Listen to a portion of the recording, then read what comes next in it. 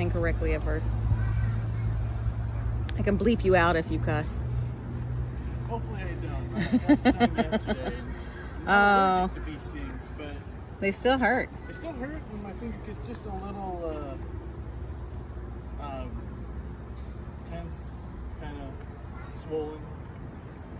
Just feels funny for the rest of the day. Yeah. So can you tell us your name? My name is Curtis Kaziski, and I am a student researcher at the University of Mary Washington.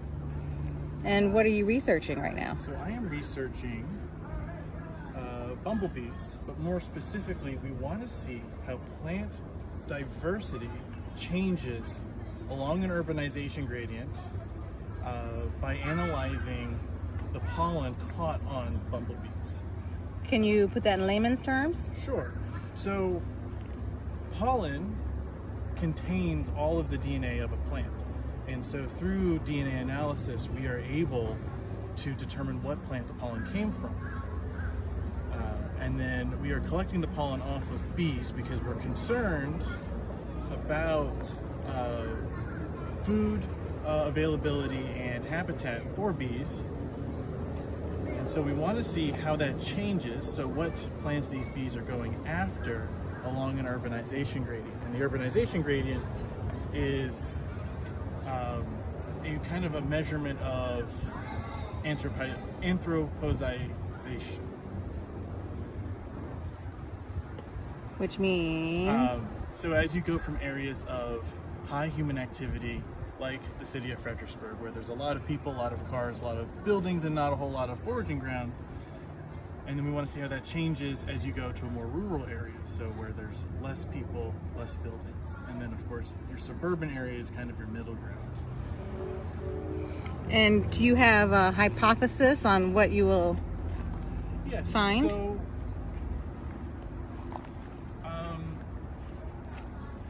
one thing that we were talking about was that we think that areas of high urbanization will have higher plant biodiversity because of the purposeful planting of bee-friendly plants, as opposed to a rural area where there is not as much purposeful planting. And since a lot of land, almost all land in Virginia, has at least been cleared once in its history, and certain species have been moved out or farmland is allowed to undergo ecological succession, that still takes a long time for plants to make their way there, especially slower plants, plants that take a long time to reproduce, like biennials, and then also plants with less adaptations for mobility. It takes a long time for them to actually get to these areas without a human helping hand, and so we think that that will impact biodiversity of plants. So a lot of your fast-growing plants like clover and different pea plants we'll see all over the place, and a lot of these bees in rural areas will be depending on them. So essentially you think if you live in the city where there's lots of landscaping, there's more diversity of pollen for the bees? Yes, as long as people are going out of their way to plant said plants. Yes, well, we're a big fan of people planting said plants, that's for sure. So how did you get into this? How did you... Well, that's a good question. So I got into bees right before going into college. I started actually beekeeping. And so I've been a beekeeper now for about 5 years. And kind of through beekeeping, through struggles and losses, and just kind of observing my own bees, it really got me into what can I do beyond regular hive maintenance to help bees. And through my studying through being a biologist, I kind of learned more and more, and it got to the point where I was able to do this opportunity where I could come and sample bumblebees. And I kind of realized the importance of all bees. So not every flower is pollinated by the same bee. Honeybees will actually pass up certain flowers. And so,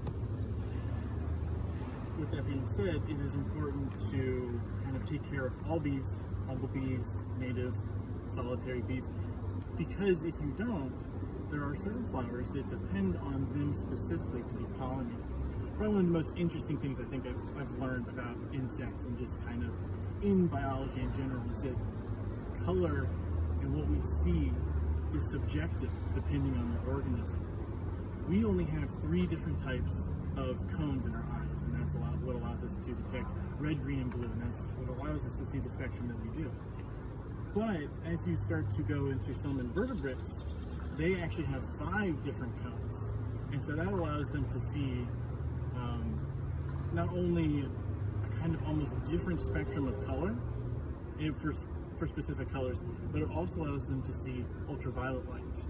And so to them, flowers look completely different. And so that's why we actually start to see this bee-specific flower pollination. And that's actually why for the study, we're actually going after the 3 most common bumblebees. And that's why we need to find them at all sites so that we can compare data from different sites due to preference overlap.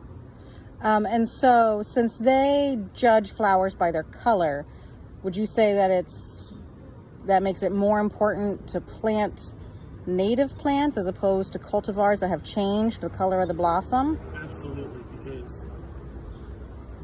what we see as a flower, they may be the same color, maybe slightly different, but to a bee, once you factor in that UV light, the ultraviolet light, it just looks completely different, however the flower interacts with that light.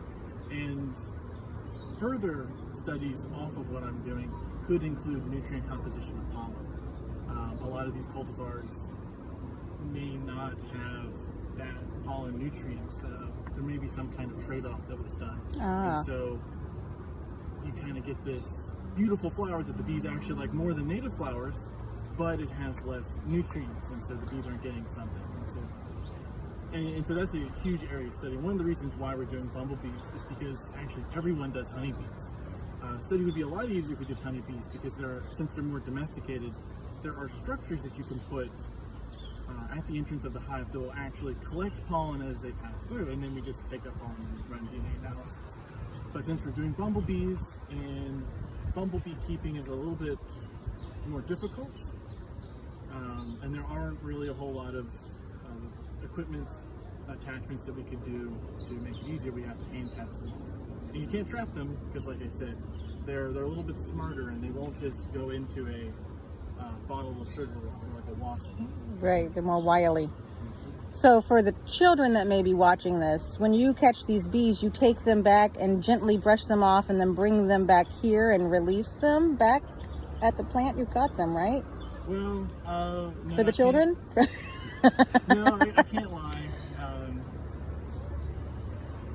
I guess cover your ears if you don't want to hear it, but we do end up having to freeze and kill the bees. And so the reason for that is, one, we pin the insects to show proof. So when the study is being reviewed, we want to have all of the bees that we caught so that other people can come in and look at them and either agree or disagree with what species it is, because there are many different species of bumblebee native to the East Coast and specifically Virginia. And we're focusing on the 3 most common, so that's Bombus verticillus, Bombus bimaculatus, and Bombus impatiens.